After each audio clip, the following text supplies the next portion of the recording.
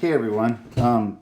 So get a load of this. I made these three videos for this lesson, and when I was in the process of uploading the third one to my computer from the iPad, which is I usually record these on an iPad with Notability, I realized that I never turned the microphone on the iPad. So I made almost 30 minutes worth of videos that I can't use.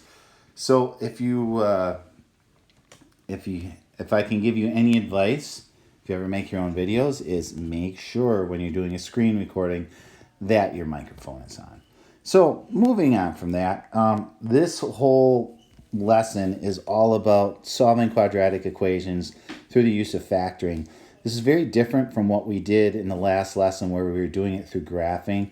This is a much more precise and efficient way of doing it. And this is how you will, moving forward, you will almost always solve an equation doing it this way. I think the graphing was important because it gave you a concept of what it means if something has two roots or one root or no roots graphically, which I think is important to have that visual. But the most of the hard work and the heavy lifting done in algebra is done in solving these things using factoring. So the first thing we're going to look at is we're going to look at something called the square root property. What the square root property says is that you can have anything, and I'm going to use a different example than the one they have down here.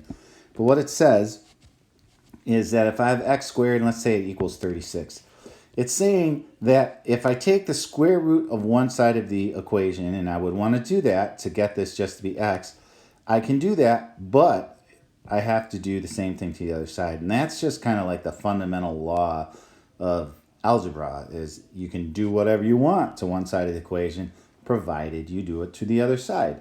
And we know that, and I've pounded that home in almost everything I've done with pre-algebra, algebras. Do what you want to one side of it as long as you do it to the other side. So if I take the square root of x squared, I get x. I have to take the square root of the other side. So the square root is 6. But don't forget that 6 is the principal square root, which means the positive square root, and that there is a negative square root of this when you do this, because if you have positive and negative 6, well, negative 6 times negative 6 also gives you 36. So the big takeaway here is when you take square roots of both sides, the side you take the square root of that has the number on it is always going to give you a positive and a negative value. And then we're going to see that's going to set up a unique situation that we will deal with. So let's put that into practice. All right. So we got this situation here. X plus 6 squared equals 81. We're going to take the square root of both sides. Now the reason we're taking the square root of both sides right away is because you want to get this by itself. Well, it's already by itself. This is set up nice and neat, so we don't have to do any moving around right now. You'll see in the other two problems we got to do a little bit of moving around first. But in this one we don't. So when I take the square root of this gives me x plus 6 is equal to, and this is where you got to be careful, this gives me 9, but it's positive and negative 9, right? I know that positive 9 is a root of 81, and I also know that negative 9 is a root. So what this means is I'm going to have two solutions to this problem. So I'm going to have a case where I'm going to have the positive case where x plus 6 is equal to this positive root plus 9, and I'm just writing that there. Normally you wouldn't, but I'm writing it there just to get that in your head. And then you have a case where it's equal to the negative root. So you're going to get two different answers. This is a lot like doing the absolute value equations, which I know a lot of people struggle with, but I think you'll struggle with it less after doing this a number of times. All right, so x plus 6, and then you solve these. X plus 6 equals 9. Subtract 6 from both sides, and you get x is equal to 3 for this one. This one you subtract 6 from both sides, and you get x is equal to negative 15. And then, as I like to say, let's put this into the equations. Well, if I go 3 plus 6, I'm taking this and substituting it in there. 3 plus 6 squared, see if that's equal to 81. Well, it's just 9 squared is equal to 81. So this one works. And then over here, you get negative 15 plus 6 squared and see if that's equal to 81. Well, negative 15 plus 6 is negative 9. And when you square negative 9, it becomes positive. So they both work. All right. So the way you would write your answers for something like this, let me just kind of clear out some room here, is you would say x is equal to negative 15 or x is equal to 3. Usually you put the negative 1 first. Another way of writing it is sometimes they'll put it in brackets and they'll write it like a set. All right, say x is equal, and that's your set of solutions. And as you know from number of solutions, the most solutions this can have is 2 because it is a quadratic. All right, let's look at a couple more examples. I apologize for the length of this video, but it's really important that we get this concept down.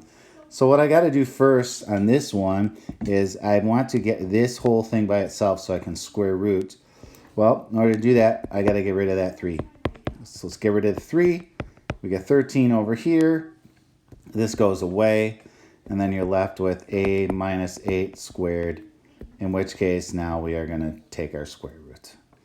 So in taking our square root, we get this down to a minus 8 is equal now positive and negative square root of 13. And we're just going to leave that like that because 13 isn't one of those numbers that has a nice neat square root, which is unfortunate, but is also a very real situation.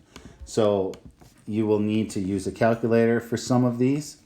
All right, we have 2 cases now. So a minus 8 is equal to my positive case. And then you have a minus 8 equaling your negative case.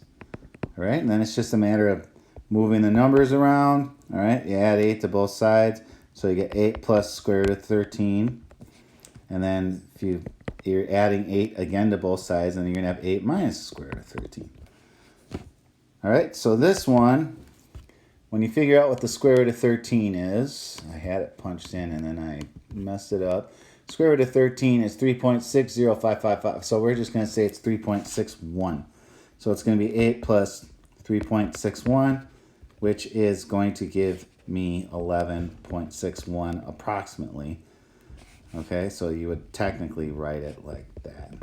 And then you have the same thing over here. You have a 8 minus 3.61, which is going to give you approximately 4.39. Okay, and then these are our 2 roots. And for this one, I don't feel like writing everything out again. Wow, that was kind of weird. And you're going to have this for your answer. All right, a is approximately equal to 11.61 or approximately equal to 4.39. Those are your 2 roots. All right, last situation. Well, in the one before this, we were adding something to this factor here, and we needed to, subtract it to get rid of it. Well, now I have something that's multiplying by it. So we know when something's multiplying by a variable or something where we want to get it by itself, we got to just do the opposite. So we're going to divide both sides by 4. Okay, in doing so, that will get you down to this. And then 36 divided by 4 is 9. And now we're at a point where this squared term is by itself, and we can take the square root of both sides. This one works out a lot more nicely. You get plus and minus 3. So you have your 2 cases, your m plus 1 equals positive 3, and you have your case where m plus 1 equals negative 3. In both cases, you are going to subtract 1 from both sides. In this one, you will get m is equal to 2. And in this one, you will get m is equal to negative 4. So it would be m is equal to negative 4 or m is equal to 2 is your solution. Hope this makes a little bit of sense. And in the next video, we're going to start talking about factoring.